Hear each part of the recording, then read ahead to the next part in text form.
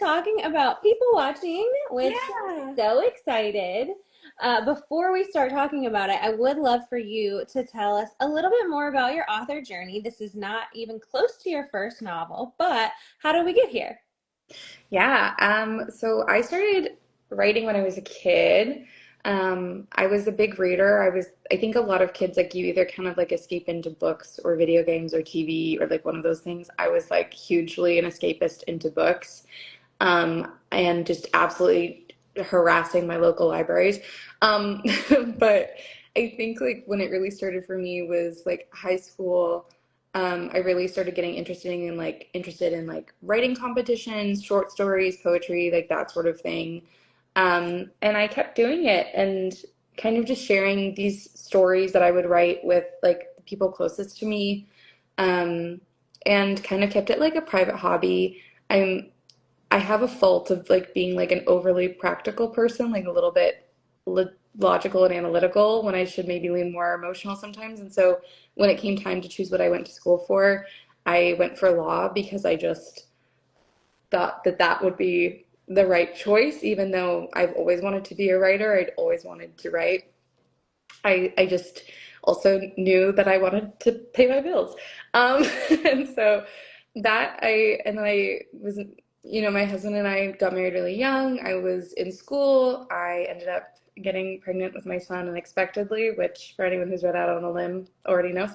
Um, and so, which kind of led to me needing to find quick and easy jobs and like little jobs, instead of like this career. And so, I was kind of just, yeah, writing on the side as a hobby while doing these jobs that were kind of like paying the bills while I could be as much of a mom as possible. And I was in my early 20s, so it was kind of life was happening fast, and I just kept writing as like a hobby for me and myself and for the people I would feel comfortable sharing it with. And then I just kept writing until one day like I wrote Next of Kin, which when I shared with my friends and my husband, they were like, listen, we haven't been pushy before, but this one you really should try to do something. Like you really like people would like this. Like you should not be a coward anymore in the kindest way possible.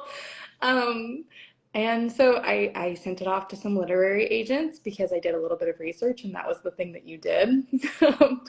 And then I started getting involved into like different like Discords and Reddits and all of these different groups where like I was chatting with other like authors, who were trying to get into authoring as a job, and learned a lot about self-publishing.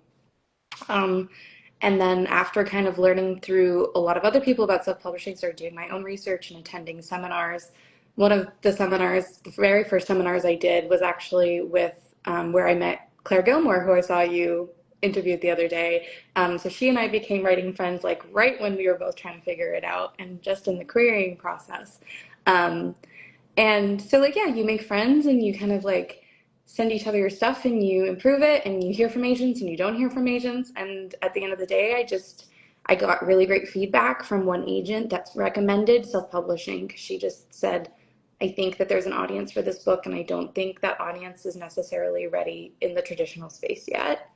And so I ended up indie publishing in June of 2023, 2022, 2023, 2022.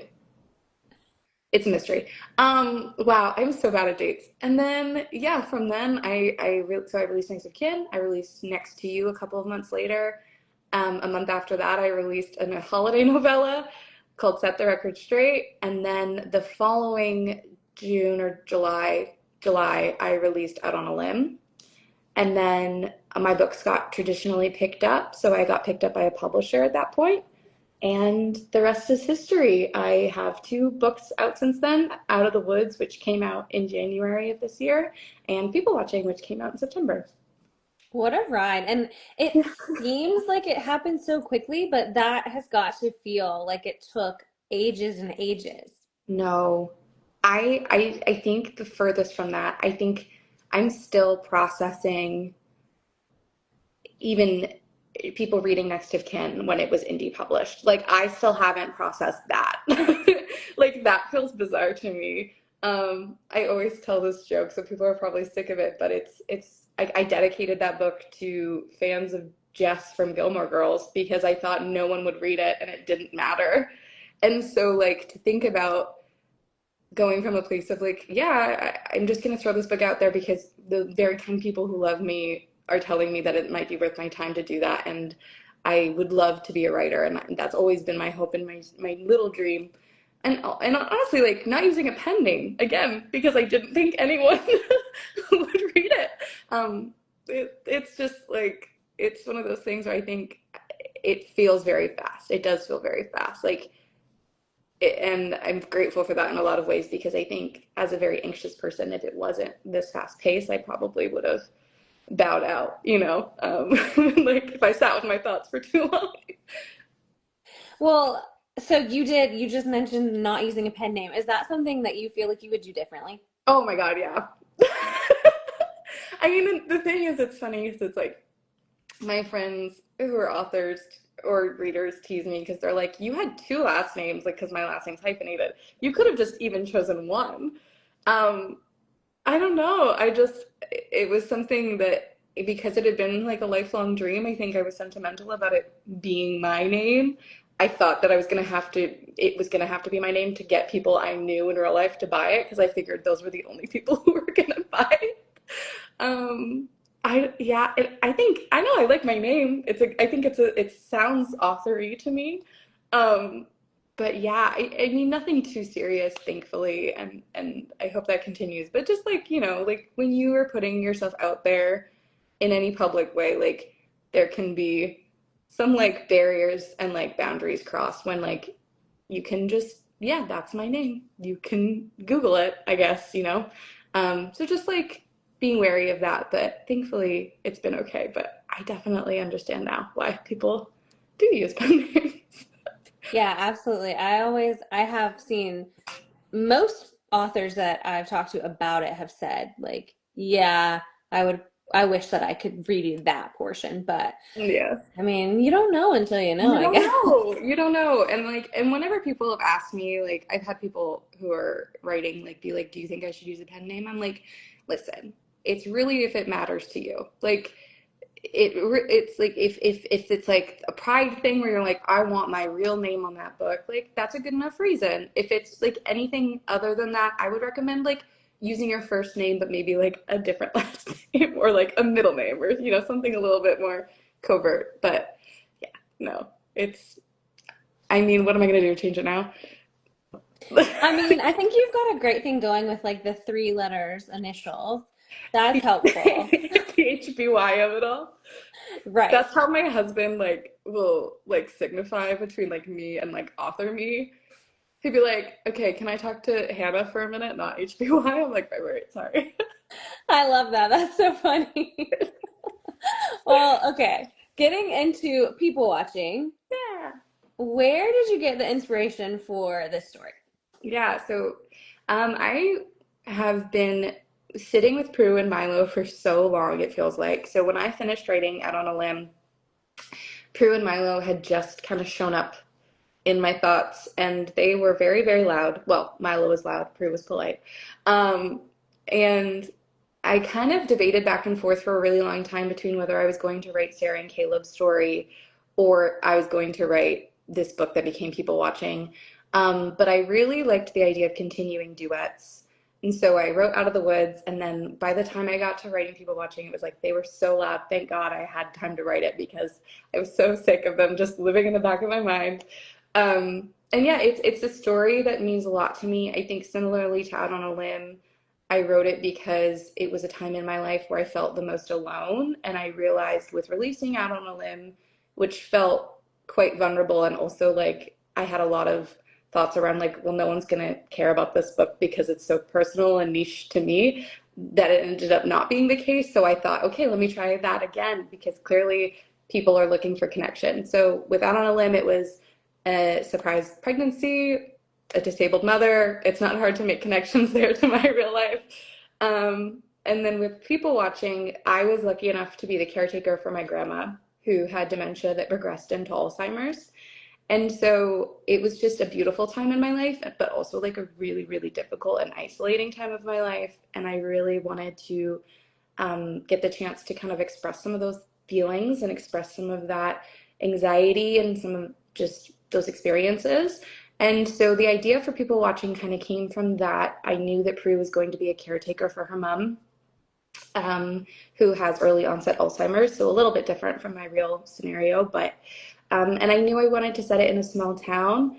I am very lucky that my husband's family has a cottage in an area in northern Ontario called Muskoka, and it's in Baysville, which is a real place where this book is set. And it's just been a really beautiful place for me. I've had very few consistent things in my life, other than my husband and his family and that place. So I kind of just wanted to hang out there in my mind. I love a lakeside town. I love autumn. I love all of those things. And so it kind of just came from that. I love a sex lessons trope. So yeah, it's kind of like an amalgamation of all of the things that matter to me and all of the things I love. Um, so bits and pieces of inspiration from everywhere, really. Well, I do love how it's so cozy, but it also has these elements that are, like you've said, they're so personal and they're heavy and they kind of just like sit with you, but you still, it is kind of like that Gilmore Girls feeling of like there's a lot of stuff going on here, but I still feel like it's a hug. Mm. And I think you did that so well. I wanted to touch back on dementia and Alzheimer's and just kind of you talked about it already, but why was it important to you to make that such a direct part of Prue's story?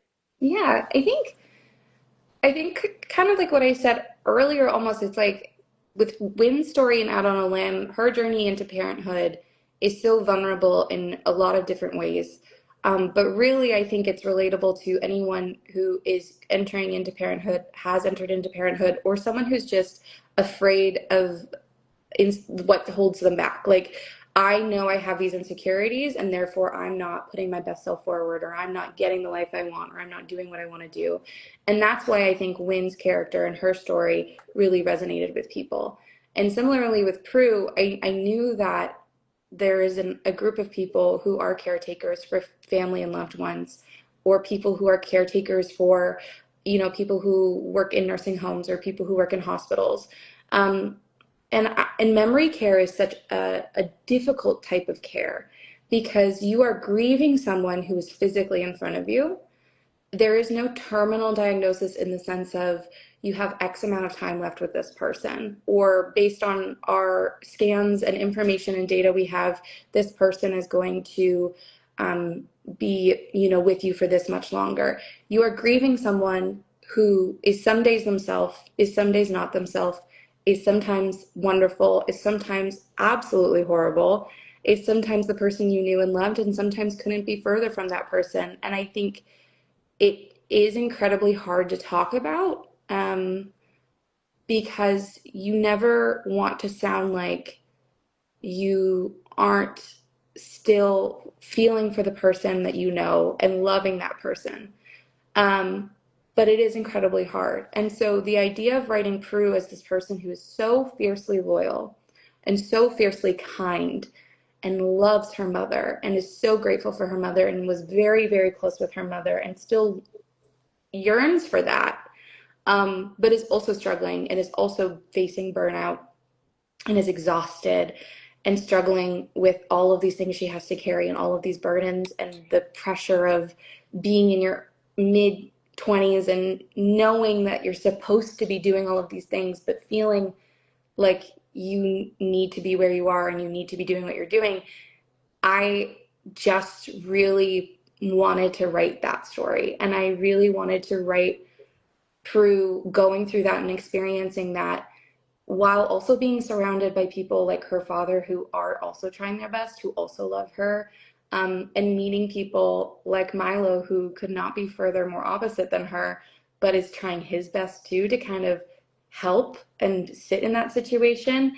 Um, I really think the best love stories are about people who are far from perfect and are very, very messy and are kind of struggling.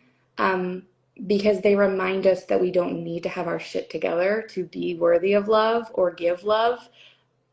Sometimes you meet the love of your life in the midst of the worst part of your life, and that doesn't mean you don't deserve that or you don't get that.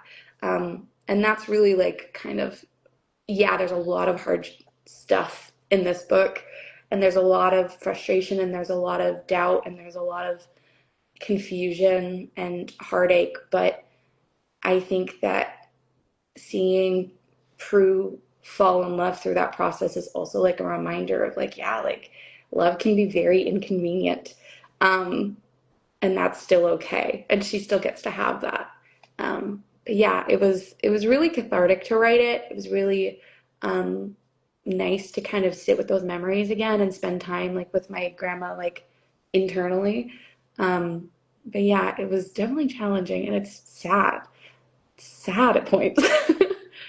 Well, and I think I mean, it just drives home a message of like you're saying, love happens when it happens, but like so does life. Like all Mhm. kinds of things. Life doesn't just stop because something tragic is happening for you. And I think Yeah. there's so much beauty in that strength that like Prue especially like exemplifies of we just got to keep moving and Yeah. take what happens. And I think it was really special.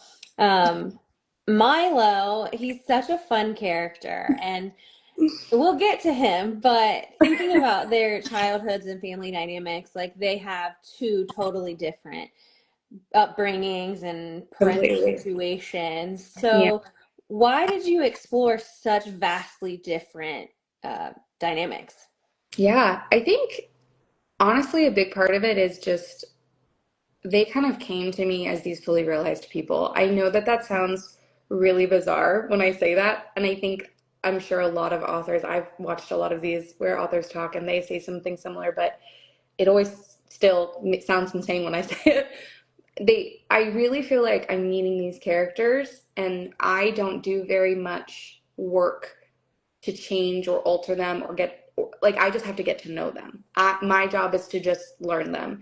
And so when I feel like I met Milo, he was very clear to me from the beginning as this kind of guy who um, is just soft and sensitive, but the world has hardened him. And he had a very hard childhood. And so his layer of protection, the way he protects himself, the kind of shield he uses, is kind of keeping things shallow and keeping things, casual and fun, and lighthearted. And really, like, he's just this wounded kid begging to be seen and begging to have someone notice him and see that pain.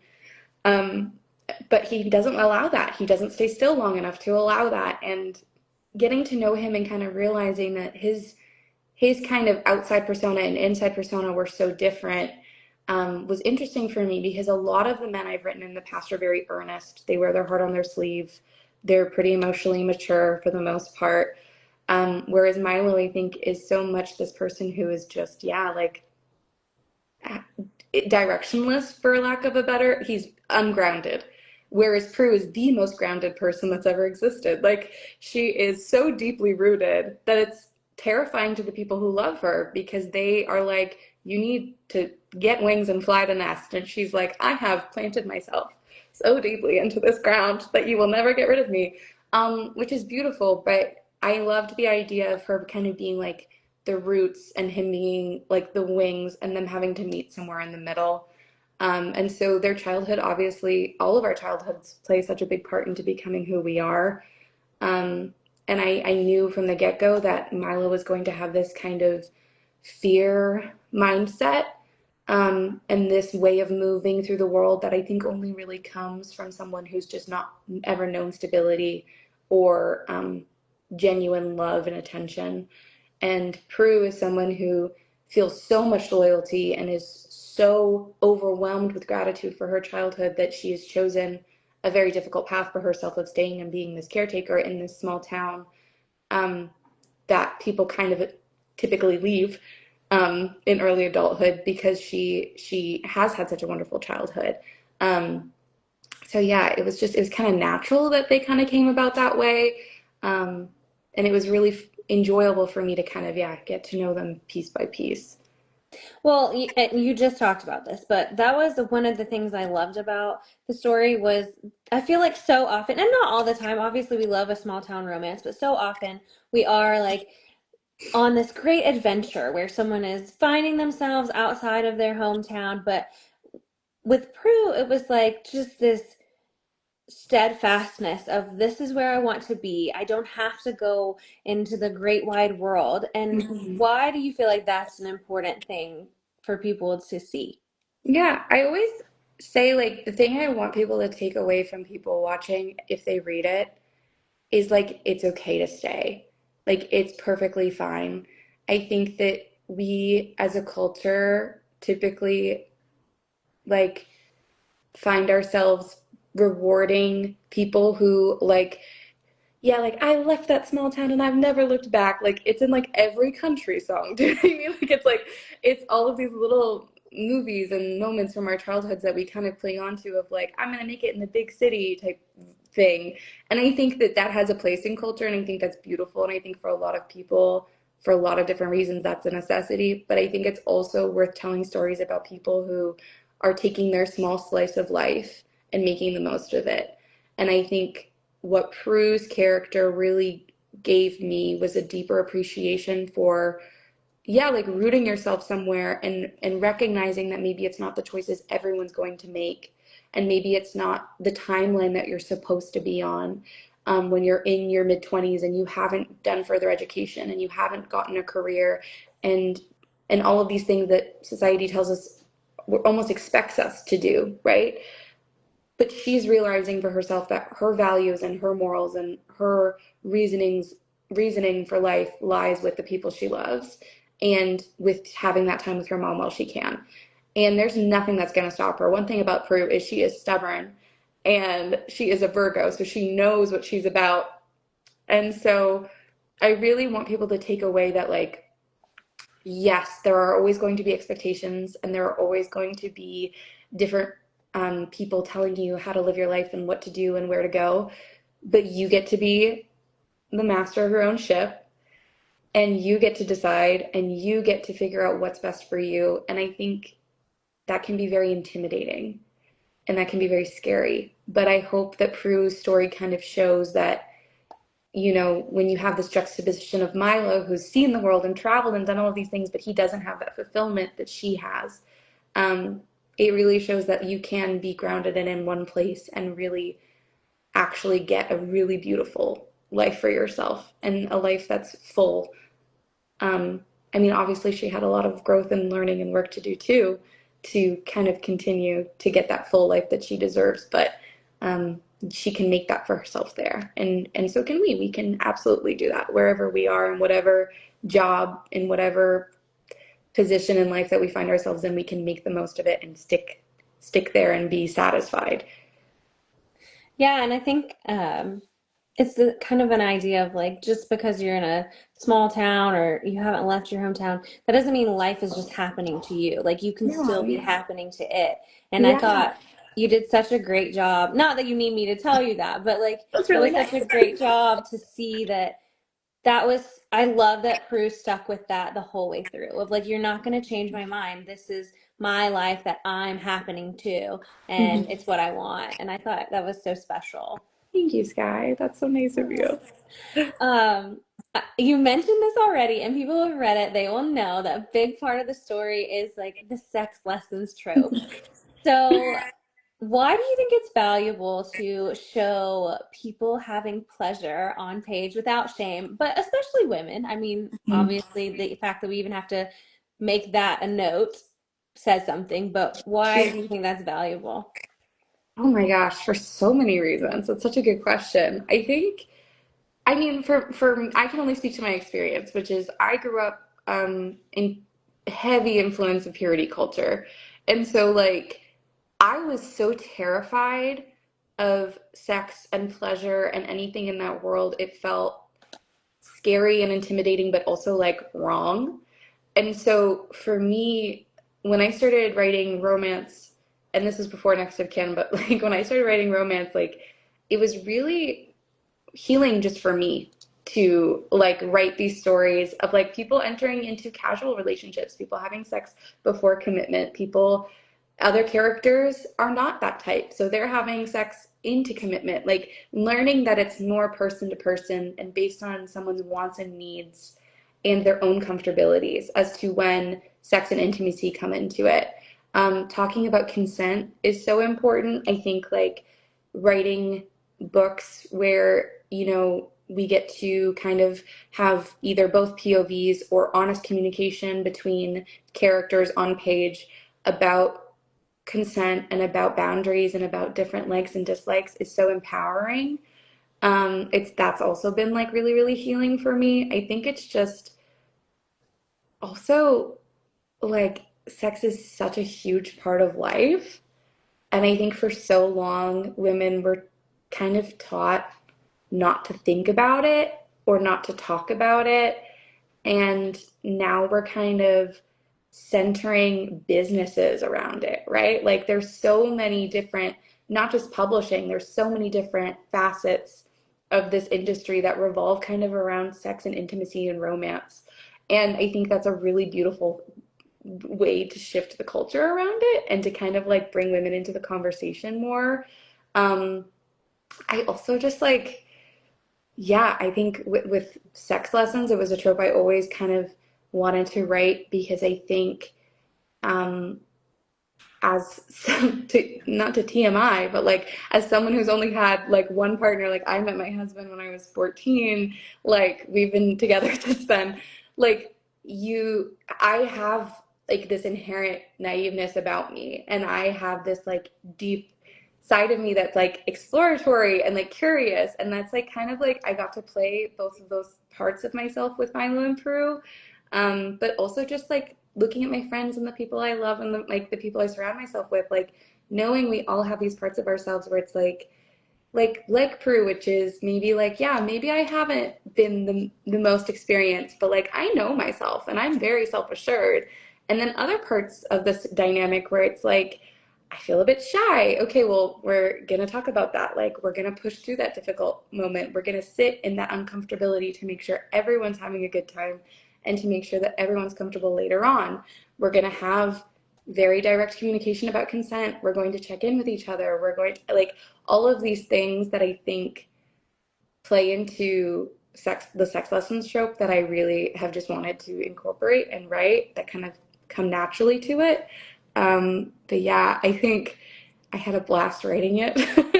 um, I think, you know, for me, like I've written now two books where it was kind of like a casual arrangement next to you, and now people watching. And both times it was like getting to write friends to lovers alongside it, right? Because it's like they're getting to know each other in this very intimate way, in this very sexual way, but they're also getting to know each other by just spending time together and being in each other's company. And I love friends to lovers, so for me, that's always going to be great. And then, you know, I have like Out on a Limb, which is like it literally starts with a bang and then it's like a slow burn. Like it's they don't even touch, I think, for like 20 chapters after that. Other than like a little dance.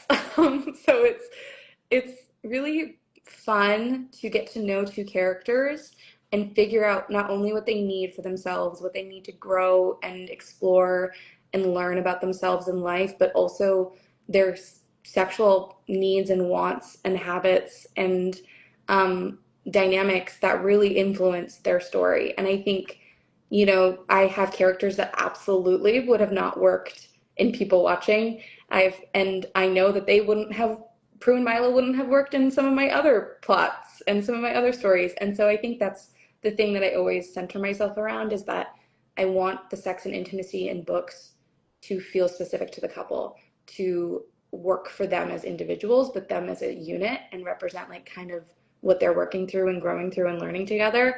And so it was just really fun to explore these dynamics between Milo and Prue this way. Yeah, I had a great time. Was there ever anything that made you blush? Like, were you like, oh, wow, okay, I cool? mean, Milo said some things that shocked me to my core. Um, yeah, I felt like I always feel like this when I'm writing, which is I feel very like it's almost like someone's dictating to me and I'm catching up. Like it's like a court reporter. Like they're speaking and I'm trying to take notes as fast as possible. And so when sometimes when it would be like he's like Milo's like going for it, I'm like, oh, okay. Like I have a feeling at my desk like full red, like just like oh my shoulders up, like but you gotta let them do what they want to do.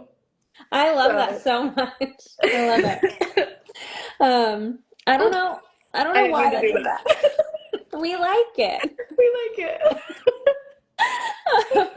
So I'm not gonna spoil it, anything, but there are more than one wedding. There is more than one wedding day. So just for fun, what do you think is the best wedding cake? Oh, I'm biased, but I think I've had the best wedding cake of any wedding I've ever gone to. And it was because we're not really cake people, but we wanted a cake for the tradition of it.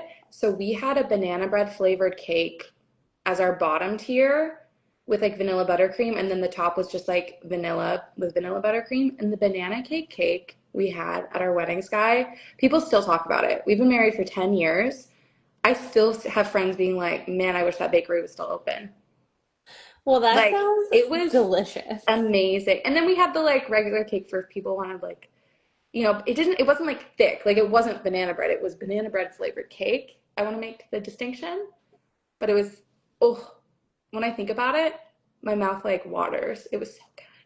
I don't know, like, I think we're probably around the same age. So you Yeah. may, I don't know if it's still a thing, but like when I was growing up, you would hear people talk about how like they froze their cake for a year. Yeah. I people asked if we did that, and I was like, guys, I got married when I was 18. I didn't have money for extra cake. I we ate every piece of that cake. My mom was really nice, and for our 1 year anniversary, she went and she got us like a tiny 2-person cake of that banana bread. So we did like have some on our anniversary. Um, but no, there was nothing. There was nothing. There was no crumbs. It was like the Grinch had been there. It was like everything was gone, decimated. We had a That's so, budget, yeah, you're gonna and eat we this cake. used it.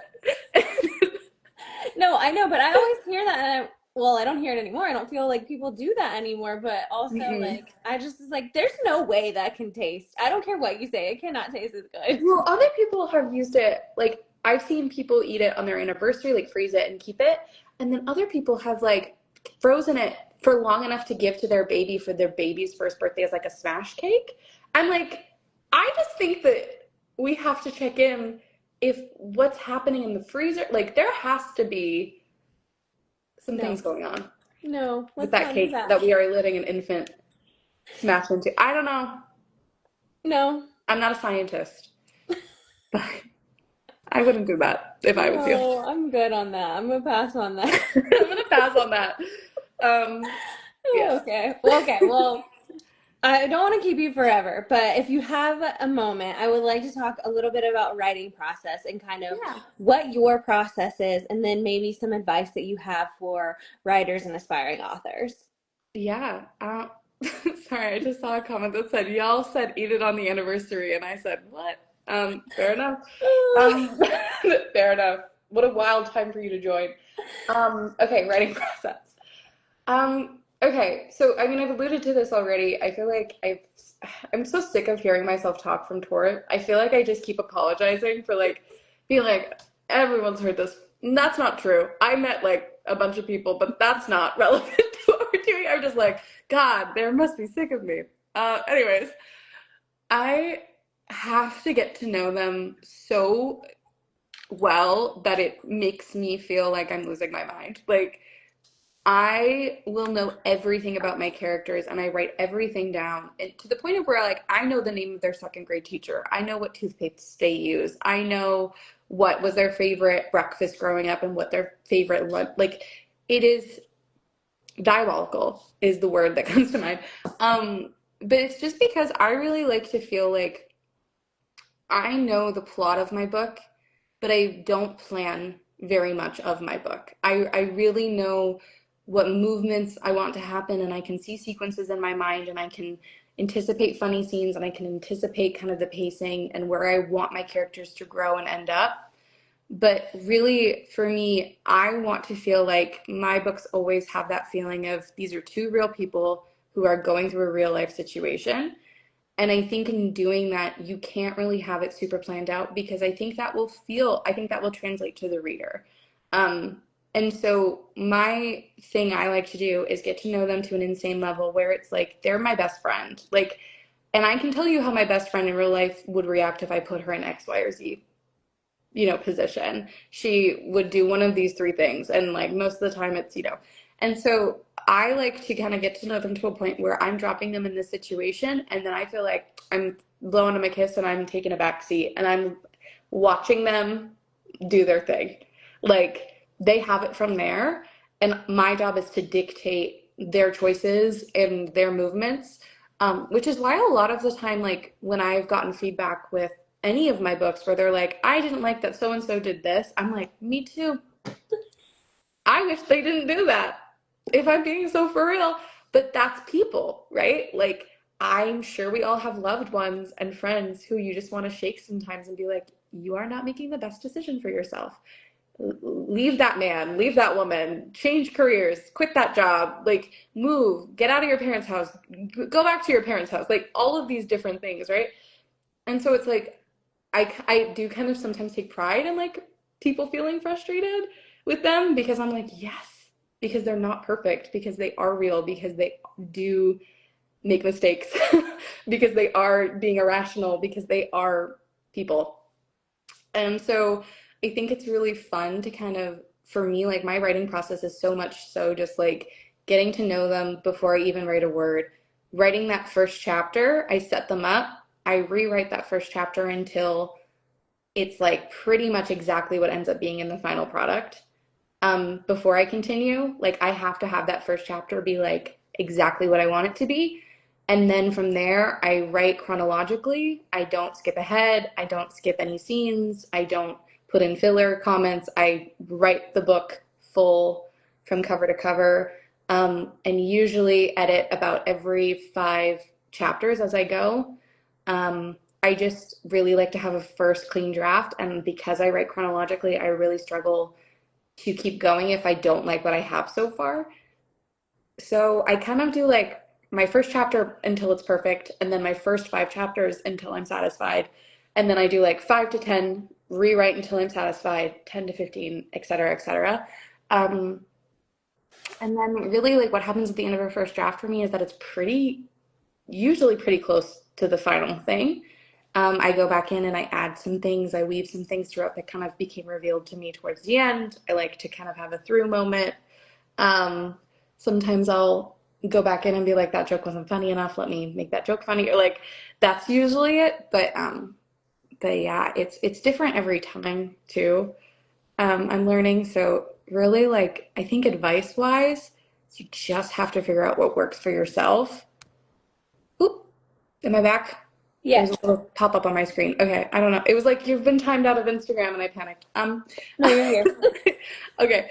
Yeah, you just have to figure out what works for you. I think like there's always going to be so much advice and so much noise for aspiring authors about write this many words every day and don't edit as you go or do edit as you go or like skip chapters and write in whatever scene calls to you, or you have to write chronologically. Like the reality is there are no rules. Every single author I know, every single author I'm friends with or have had the opportunity to ask questions to, writes differently, does it differently, approaches it differently, has a different routine, has a different life.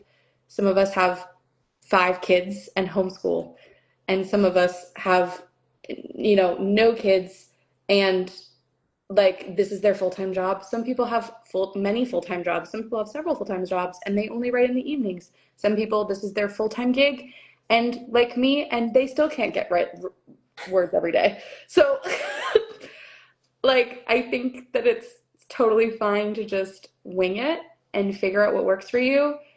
My only advice that I've ever said, and it's nothing I want people to feel married to, and it's nothing that I ever think people need to take all that seriously because I don't know what I'm doing, is don't publish your first book.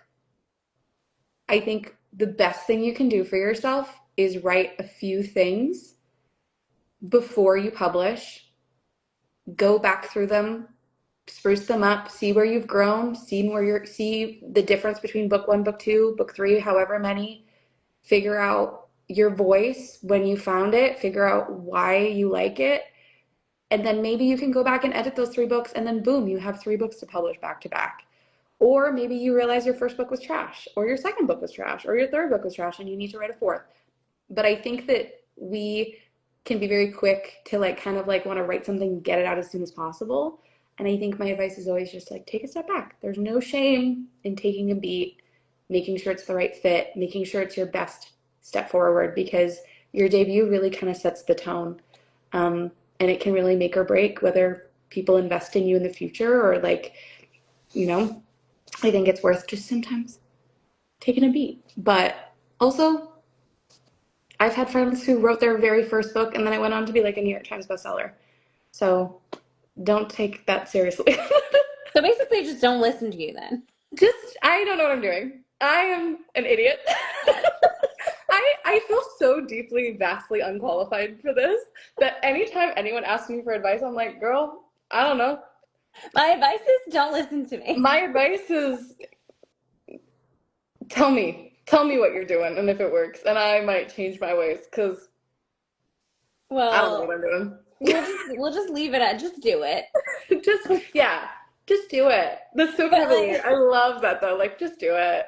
just do it. The Just do uncopyrighted it. version. Just do Yeah, it. just do it. Well, last question, really quick. I'm gonna let you go, I promise.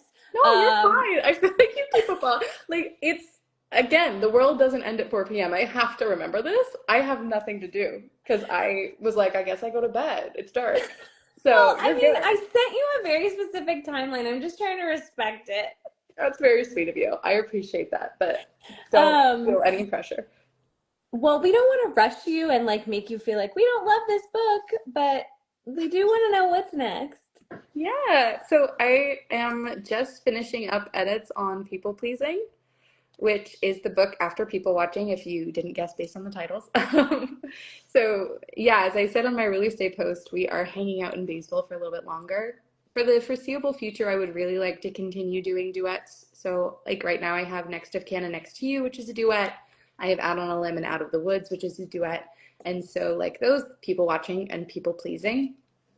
People Pleasing is about Milo's younger sister, Nadia, and the co-owner of the brewery in town, Alex, who is their childhood friend slash neighbor growing up. Um, it is the most yearning and pining I've ever written. It's aching. It's like a punch to the heart on every page because it's just two people who have been friends for their whole lives and have such deep respect and love for each other and such a vast understanding of each other. Um, but timing hasn't been on their side and life hasn't been kind and they're figuring their shit out. And like Milo, Nadia's back in town to help her older brother with this process of opening a brewery and as his family brings a new kid into the world. And so, yeah, it starts on the same day as People Watching, right when Nadia is in that van with Milo coming into town. So we get her perspective on how annoying Milo is right from the get-go. And we just travel along with Nadia as she figures out her past wounds. And the book kind of happens simultaneously for a bit with People Watching, and then it dovetails and continues on past it. And we get to see more of everybody, and we get to see more of this town and more of Alex, who I love so much. He reminds me so much of Bo. I've convinced myself they're cousins somehow, even though I know that that can't be true. Um, I love them, and I think they are my softest, most heart-wrenching couple yet, and I feel fiercely protective of them, which I'm learning to work on. But yeah, I think people pleasing is really gonna resonate with people who feel called out by the title.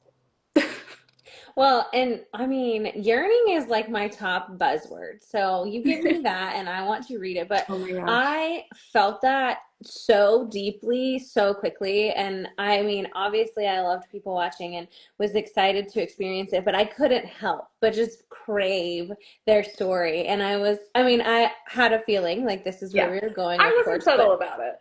yeah. Yeah. But I was like, if we don't get this, Yeah. I will just revolt because I have to have it. No, I mean, I think like the thing that was so fun about writing people watching is that I knew people pleasing already. And so I knew the characters and I knew how to kind of intertwine that story and like little hints and little drops. And I think that's why I love Nadia. I think she's so oh, I just love her. And but she's tricky. Like she's edgy and she's sharp. And she has her reasons to be, don't get me wrong, but I think like getting to write a dynamic where it is this like scary kind of Rottweiler woman and this like soft little puppy man again was like really comforting to me. But oh gosh, yeah, no, Nadia, I think the glimpses we get of her and people watching and her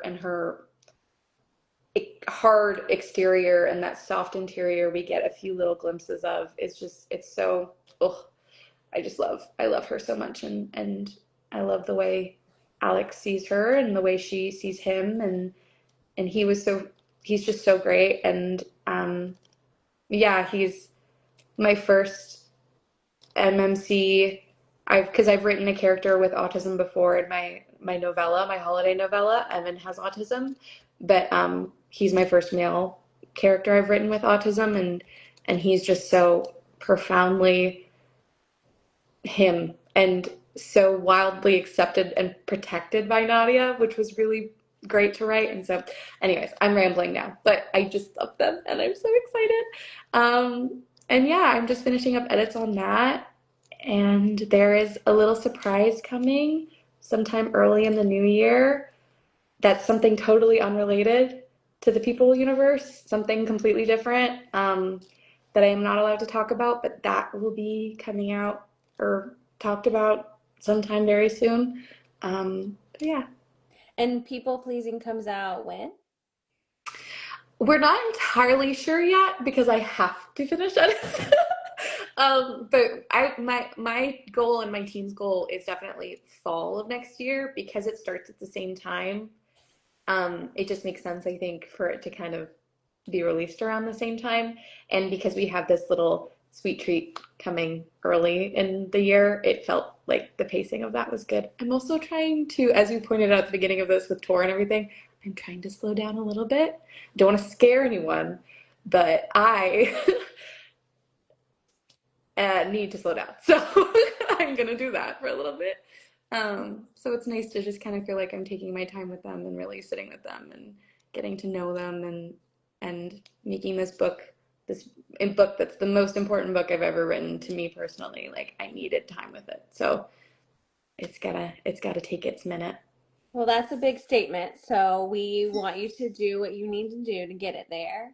But maybe you can pencil me in and we can talk Yeah, about it when it's out. absolutely. But I would love thank you that. so much for joining me. It's been Thank just you. such a fun time. Oh, I'm so glad you had fun. I had a blast. You're so sweet. Thank you so much for having me. Thank you. And everyone, go get people watching if you haven't yet. And if you have, just get another copy. Why not? Yeah. And don't blame me for any like wallet problems for Yeah. that recommendation. Great holiday present. Exactly.